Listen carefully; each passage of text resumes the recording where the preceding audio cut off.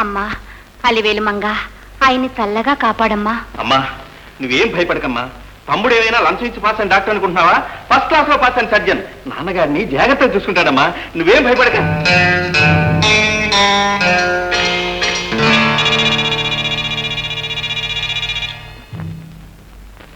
అమ్మా ఎందుకమ్మా అలా తిరుగుతావు? నువ్వు నడుస్తుంటే నా కాళ్ళు నొప్పి పెడుతున్నాయి. ఆపరేషన్ సేవ్ చేస్తున్నాడు అబ్బా.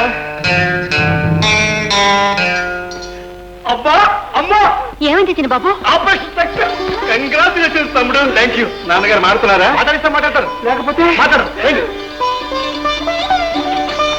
ఏమండి ఎలా ఉంది? ఏనన్నా కాలు ఇంకా నొప్పిగా ఉందా? అబ్బయ్యా భగవంతుడా, మా అయ్యగారిని చల్లగా కాపాడావు. నీకు ముచ్చటగా 3 కొబ్బరికాయలు కొడతాను స్వామి. ఇదిగో ఇదే నాన్నగారు కాళ్ళు గుచ్చుకున్న ముళ్ళు. ఎక్కడరా? ఏది కనిపించడం లేదే. కనిపించడం లేదా? ఉండండి, ఇప్పుడు చూడండి. అబ్బా ఇంత పెద్ద ముల్లా? భూతద్దంలో చూసి అంత పెద్ద ముళ్ళ అంటే ఎలా చెప్పమ్మా? నాన్న చాలా చిన్న ముళ్ళు నాన్న. ఏది చూద్దాం. చూడండి నాన్న. ఒరే చిన్నోడా, పెద్దవాడు చెప్పినట్టు చాలా చిన్న ముళ్ళురా.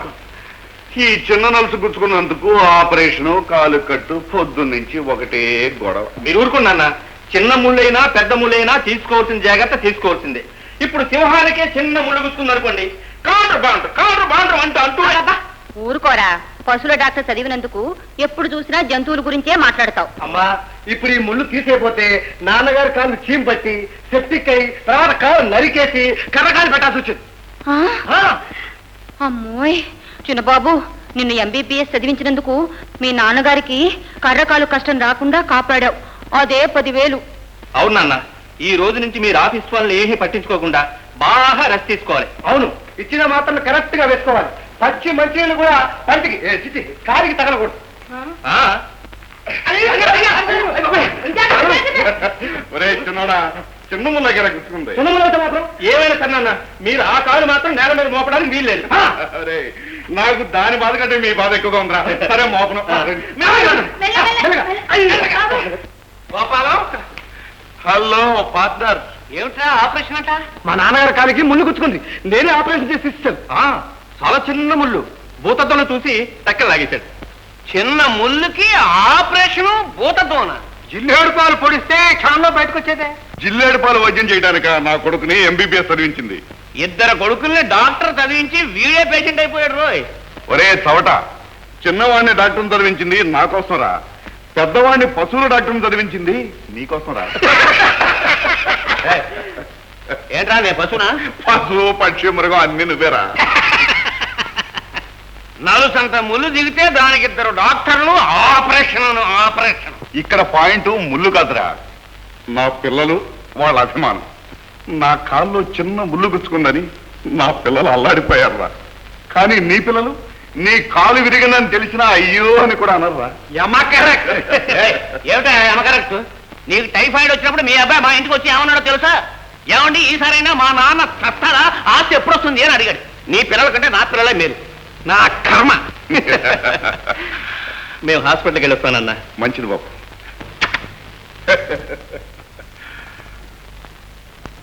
ఒరే, తండ్రి కొడుకుల అనుబంధం ఎలా ఉండాలో మనం చూసైనా నేర్చుకుంటారా.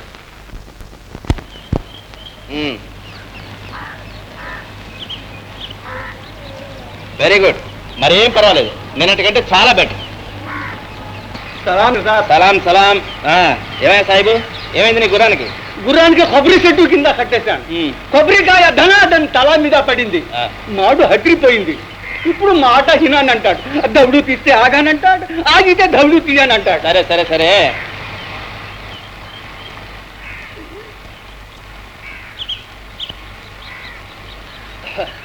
నాయన నంది, ఆ స్టూల్ ఎలా తీసుకురా.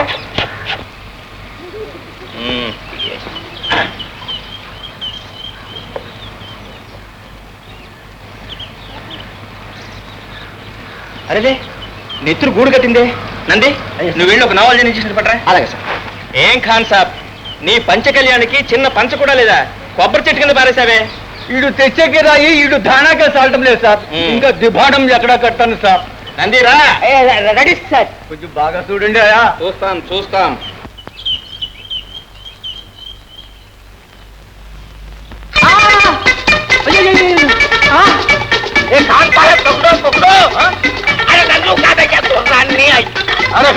ఇంత పొడుగు సూర్య కూర్చాం మంట మీద ఉన్నాడు ఆగమన్నా ఆగాడు పట్టుకోండి ఆపండి పట్టుకోండి ఆపండి పట్టుకోండి ఆపండి అది వస్తుంది కడవలు సాబ్ కడవలు అరే కాంపౌండర్ సాబ్ ఆడు మంచి కసి మీద ఉన్నాడు కడవ అంటే ఆపండి పట్టుకోండి ఆపండి ఆపండి పట్టుకోండి అరే మంట దక్క ఆడే నిలుస్తాడు అలాగా అయితే ఈసారి వచ్చేది వట్టి గుర్రమే డాక్టర్ పట్టుకోండి ఆపండి పట్టుకోండి ఆపండి పట్టుకోండి ఆపండి ఆగి అరగంట అయింది మీరు దిగండి సార్ ఆగిందా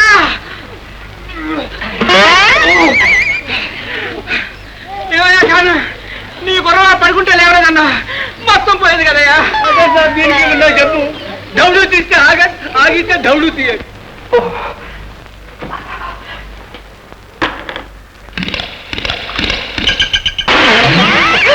నంది నంది ఏమిటి సార్ ఏమిట్రా ఉప్పు నీళ్ళు పెట్టావు అయ్యో తాగారా సార్ అవును అయ్యో అయ్యో ఏమిట్రా ఏమైంది నన్ను ఒక్క మాట అడగకూడదా సార్ అరే విషయం ఏమిటో చెప్పరా అందులో మూత్రం పట్టి పెట్టాను సార్ పోతారా ఎవరిది లోపలికి వెళ్ళిపోయింది ఇక మీరు వేళ్ళు పెట్టి డోక్కున్నా బయటకు రాస్తారు ఒరే ఇది ఆవు మూత్రమా ఏది మూత్రమా అందులో ఏమిటి సార్ పెద్ద డిఫరెన్స్ ఏదైనా మూత్రం మూత్రమే సరసమ్మ గారి మూత్రం ఆవు మూత్రం పట్టి పెట్టమని మీరే కదా సార్ చెప్పారు ఆవు మూత్రమా రే ఆవు మూత్రాన్ని మూత్రం వల్ల గోపంచం అంటారు అమ్మమ్మ పుచ్చుకుంటే పుణ్యురా పుచ్చుకుంటే పుణ్యం పుచ్చుకుంటే పుణ్యం దాయనా నువ్వు కూడా పుచ్చుకో ఆ పుణ్యం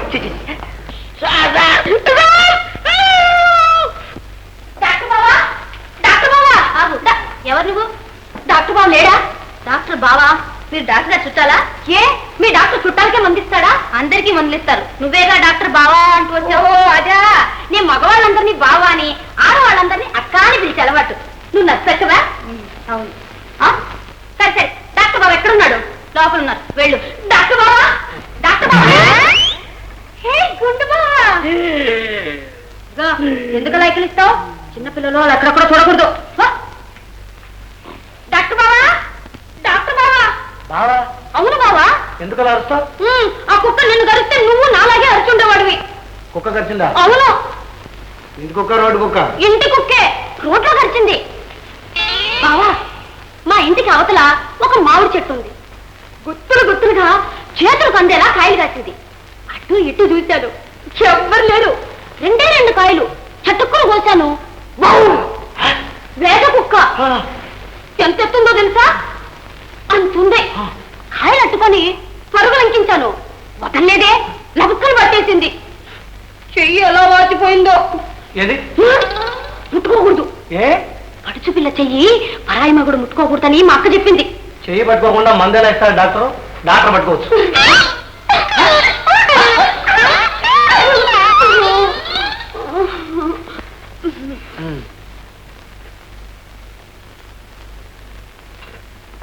3 పూటలకు మందు రాశాను. ఈ పూట ఇప్పుడు పుచ్చుకో. ఒక 10 రోజుల పాటు ఆ కుక్కకు పిచ్చెక్కిందో లేదో చూస్తూ ఉండు.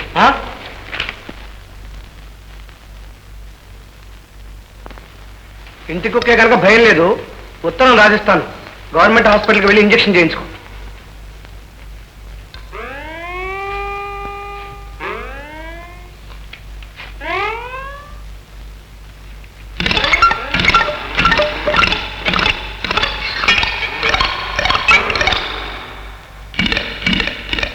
ఇదిగో. అరే ఏం చేసావు నువ్వు? ఈ పూట మంది ఇప్పుడే మింగేశాను. ఇదిగో మిగతా 2 పూట్ల మంది. దీనికంటే మా అన్నయ్య లాగా నోరు నేను జీవాలకు వైద్యం చేయడం బెటర్. కార్యక్రమం ఏమన్నా మరేమన్నా బావా? మంచి పని చేసావులే. ఇది తీసుకెళ్ళి నర్సుకి ఇవ్వు, మందు ఇస్తుందా తాగు. ఇది తీసుకెళ్ళి గవర్నమెంట్ హాస్పిటల్ ఇవ్వు, ఇంజక్షన్ ఇస్తారు.